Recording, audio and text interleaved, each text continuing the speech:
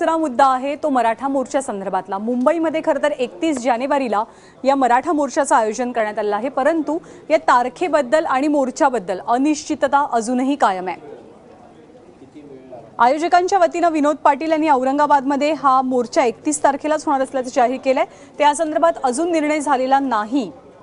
येत्या 15 जानेवारीला मुंबईत बैठक होईल आणि त्यानंतर निर्णय होईल असं मराठा आरक्षण समन्वय समितीचे अध्यक्ष विजयसिंह महाडिक यांनी मुंबईत बोलताना म्हटलंय। त्यामुळे मराठा मोर्चा 31 जानेवारीला होणार आहे की त्यानंतर हा प्रश्न उपस्थित झालाय।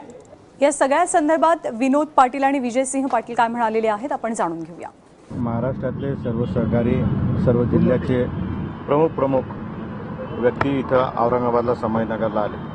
इथं येऊन मुंबईला मोर्चा व्हावा अशी सगळ्यांनी भावना व्यक्त केली। इथं बैठक झाली। त्या बैठकीमध्ये निर्णय झाला 31 जानेवारीला मुंबईचा मोर्चा झाला पाहिजे। आमची कालच मुंबईमध्ये बैठक झाली आणि त्या बैठकीच्या अनुषंगाने आम्ही असा निर्णय घेतलेला आहे की येत्या 15 तारखेला महाराष्ट्रातील सर्व मराठा संघटना, शिवप्रेमी आणि मराठा समाजासाठी काम करणारे सगळे पदाधिकारी, कार्यकर्ते यांची सविस्तर बैठक आम्ही घेणार आहे आणि त्यावेळेला त्याच्यामध्ये त्याचे फायदे, तोटे आणि मग नुकताच सर्वोच्च न्यायालयाने जो निकाल दिलेला आहे की धर्माच्या ह्याच्यावर मतं मागायची किंवा नाही, तर यासाठी आणि जिल्हा परिषद, पंचायत समिती आणि महापालिका याची लागणारी आचारसंहिता या सर्व बाबीवर सांगोपांग चर्चा करून मराठा क्रांती मोर्चा काढण्याच्या संदर्भामध्ये 15 तारखेला आमचा निर्णय